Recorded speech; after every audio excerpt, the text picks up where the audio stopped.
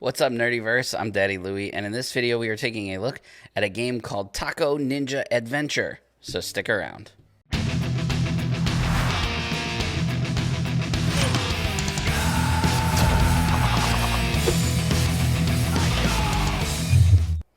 Before we get started, if you enjoyed this video, please give it a thumbs up. Make sure that you subscribe for more content and hit that bell icon so you don't miss any future videos.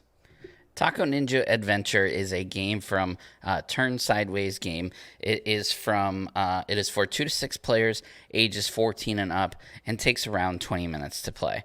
It was a successful Kickstarter back in December of 2018 and is now available for retail purchase. There are 2 versions of the game, a standard version and a deluxe version. I will be showing you the deluxe version today, but I'll try and point out the differences. Really, the deluxe version really is worth the extra cost, but again, I'll explain all of that later. It's a team dueling card game in that if you play 2 players, then each player will control at least 2 ninjas. But the premise here really is that you're playing 2 ninja tacos versus 2 ninja tacos. Because of that premise, it kind of allows you to play with younger kids because they can be your partner and, you can help them through some of the more difficult mechanics. But there really aren't a lot of difficult mechanics here for them to pick up anyway.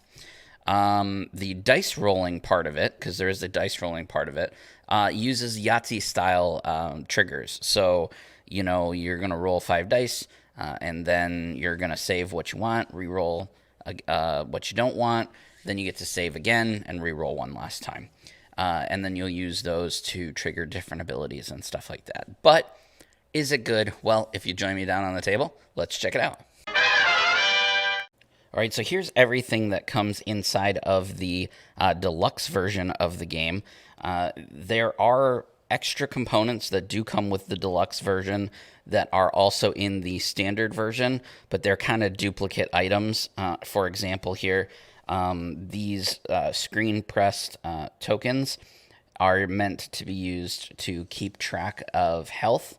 However, the regular game comes with just regular cubes. Well, the deluxe version of the game also comes with those cubes. I just took them out just to really highlight the deluxe components of the game. Same thing with the character sheets. The character sheets that you see here are deluxe exclusive. In the regular version, there's just regular standard playing cards that have a generic life tracker on them. But again, I took those out just to really highlight the deluxe version of the stuff. So, real quickly, let's go around the components. So we have some reminder cards. They are double-sided for while your character is alive and also while your character is in the afterlife. You get 5 D6s. They're just standard red D6s. You get, like I said, a bunch of cubes. You can use the remaining ones that you have as reminder cubes because there are some special abilities that use them. You have the screen press tokens that have the little Taco Ninja symbol on them. They're really, really nice. You use these to keep track of your life points. It came with this cool little dice bag. I just keep all the small things inside of that. Then we have the cards. So there's 3 different types of cards. You have your character cards, your attack cards, and your item cards. So while you're in the dojo training up, you can acquire attack cards and item cards to make your Taco Ninja stronger. That's what these items do for you here. And then, of course, you have your Taco Ninjas themselves.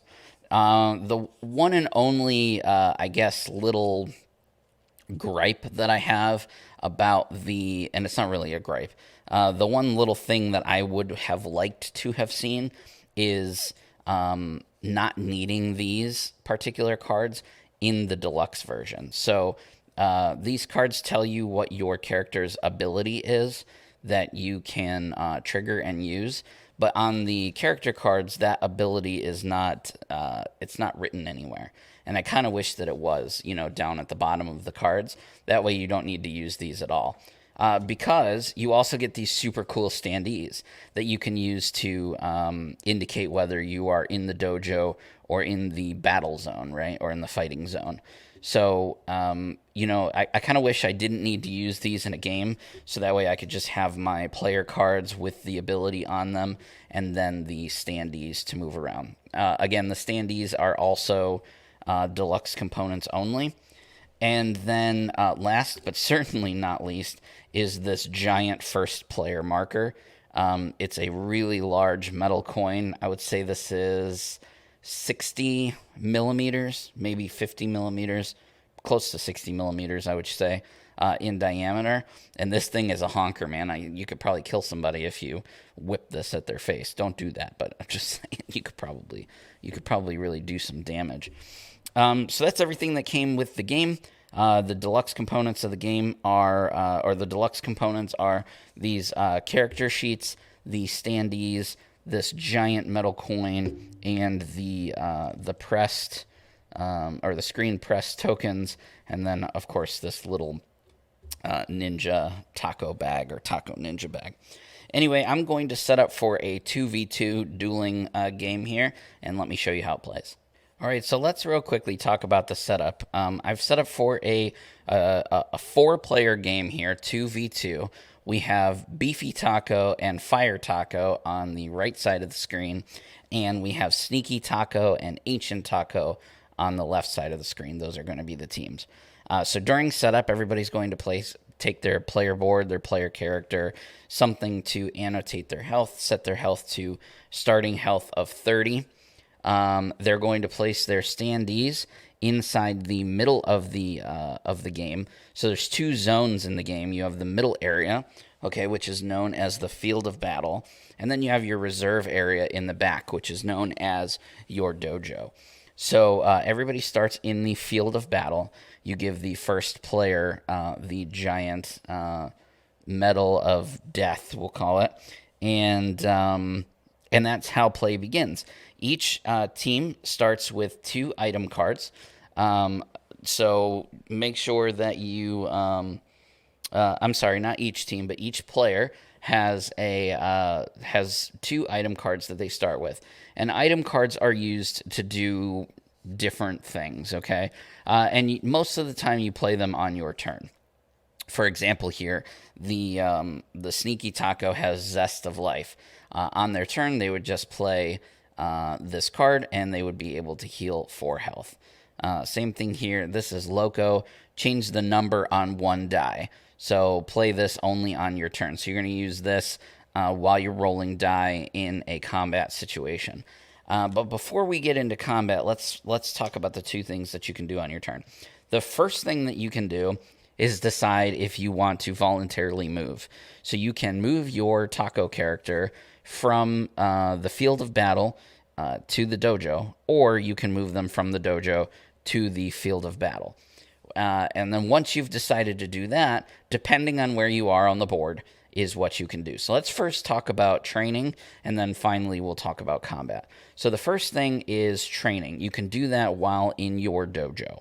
So while you're in the dojo, you can either learn a special attack to add to your character. Each character can have up to 3 attacks, and you'd place them underneath these spots right here. And there's 2 different kinds of attacks. There's Tier 1 attacks and Tier 2 attacks. Luckily, we have both kinds right here. So Tier 1 attack only has 1 ability type on it. This, for example, says that if you roll a 4 of a kind, you would do 4 damage. That's Hammer Fist. That's in addition to anything else that you'd already be rolling. So if we look at our reference card here, we can see that a 4 of a kind does 4 damage. So if I had this Hammer Fist, my 4 of a kind would do 4 damage, and it would do another 4 damage. So it would be a total of 8 damage if I were to have this ability. Now, while I'm in the dojo, I can learn one of the available abilities that are face up. There's always 3 face up attacks. Or I can draw an item card from the item deck, or I can draw an attack card from the top of the attack deck. So if I don't like any of these attacks, I can draw one randomly from the top. Here's the caveat to that.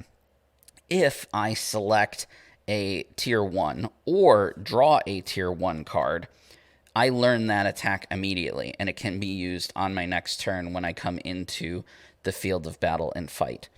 If I select or randomly draw a tier 2 card, I place that underneath my attack, underneath my player character, and I need to spend my entire next turn still in the dojo learning.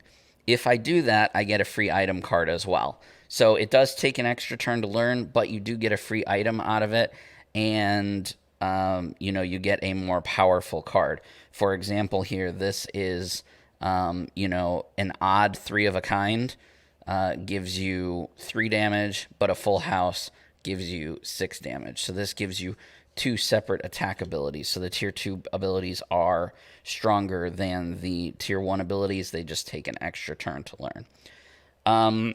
So that's pretty much everything that you need to know about the dojo. Like I said, in the beginning of your turn, you can voluntarily move between either your dojo or the field of battle. And while in your dojo training, you can either select one of the face-up attack cards, draw a face-down attack card, or draw an item card. And then based on which type of attack you get, you may need to spend an extra turn in your dojo learning it. Okay, that's everything that you need to know about the dojo. Let's talk about attacking, which is at its core what this game is all about. So once you've decided to attack and you are in the field of battle, that's precisely what you do. You decide which of your opposing characters you would like to attack. First thing that you must do is check to see if there is an opposing character inside the field of battle. If there is, you have to attack that character. In this case, there's 2, so you would have your option as to which character you would like to attack. But let's say, for example, the Sneaky Taco here was back in the dojo, you would only be able to attack the Ancient Taco. If, for whatever reason, both characters are inside of the dojo, you can still make an attack and choose which of the characters in the dojo you can attack. So you can always attack something, which is really neat. Well, let's say, for example, we want to attack this Sneaky Taco here. So the first thing that you would do is take your D6. Well, make sure that you don't have any abilities that would affect your attack. So, for example, here, Beefy Taco, he has an ability that says, increase all your base attacks by 1 damage each time you roll a 4 of a kind, full house, or a 5 of a kind. So that's an accumulative ability. That's why we have these extra tokens for us to do. So if, for example, I were to roll a full house this turn, I would add 1 damage to the attack. And then all subsequent attacks after that would have that extra 1 damage. The next time that I roll, another full house or a 4 of a kind or a 5 of a kind, that would go up to a 2. So then every time that I roll an attack, I would get an extra 2. So it's cumulative. He's pretty beefy. Get it? Beefy Taco. So what we're looking for here, Beefy Taco, he's going to roll against the Ancient Taco, or the Sneaky Taco here. And I got 3 1s, which isn't terrible. So I'm going to keep those, and I'm going to re-roll these. I got a 2 and a 6, nothing. And I'm going to re-roll again, looking at Yahtzee rules. So I got 4 of a kind. So I'm going to look at my sheet here, and it says that a 4 of a kind deals 4 damage. I don't have any extra attack cards to give me any bonuses. So I'm going to deal 4 damage to the Sneaky Taco, plus 1 for the increase in all of my base attacks here each time that I roll that. So I've rolled that. I get the 1 for this, so that's 1 plus 4 is 5. So I'm going to do 5 damage to the Sneaky Taco here, and that's the end of my turn. Now, subsequently, every time I roll any attack damage with the Beefy Taco, it's going to be increased by 1, at least, until I roll something else to beef that up. So that's kind of how combat works. You're just rolling the dice, and then you're comparing it to the chart there of damage, and then applying any bonuses that you might have from attack cards, using any item cards to beef something up. For example, here, this Beefy Taco in his hand, he had a card called Extra Kick. It says add 3 to an attack you landed. So he could have played this card along with the attack that he did, which would have done an extra 3 points of damage. So that's how items work, attacks, that's how attacking works. Two more quick things that I guess one more quick thing that you need to know. So we mentioned the character abilities. Now we need to mention the afterlife. When a Taco Ninja, their life gets to 15 or lower, you immediately flip their card over so they can never go back up again above 15. So like, let's say, for example, Sneaky Taco here was on 17. You did an attack to her and you got her down to 14. You would immediately flip this over, set it at 14. So now if she heals, she can't heal above that 15 mark. That's the first thing to note. The second thing to note is the afterlife. So when a character has been eliminated, as long as their team still has one character left, in this case, let's say Sneaky Taco is out, but Ancient Taco is still in, Sneaky Taco enters the afterlife. Their turns complete in exactly the same way. They can keep attacking any attacks that they keep any of the attacks that they've learned, and they can hand their item cards to their teammates if they're in the same location.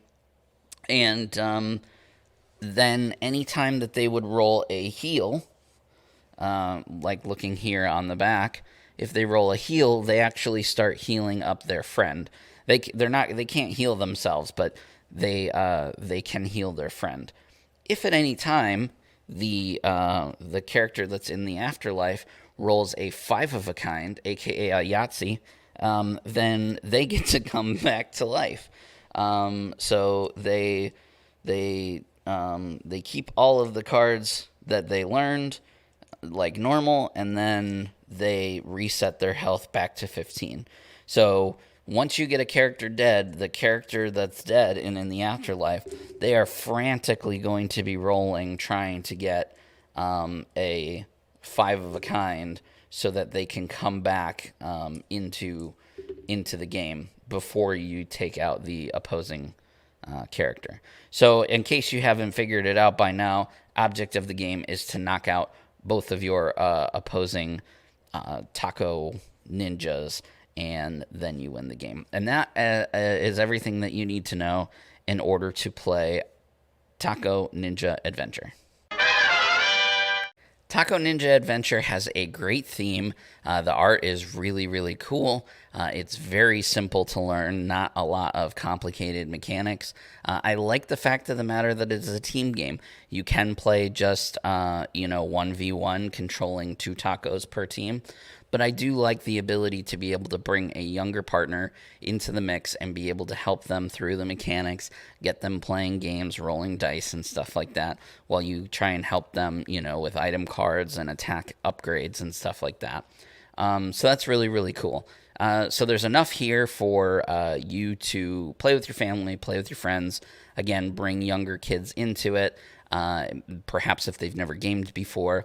But there's enough complexity and enough strategy that even a seasoned gamer will enjoy themselves while playing this game, which is always the goal of any game that we're playing, right? Trying to bring people into the hobby, but also appeal to more seasoned gamers as well. So they've done a good job with that.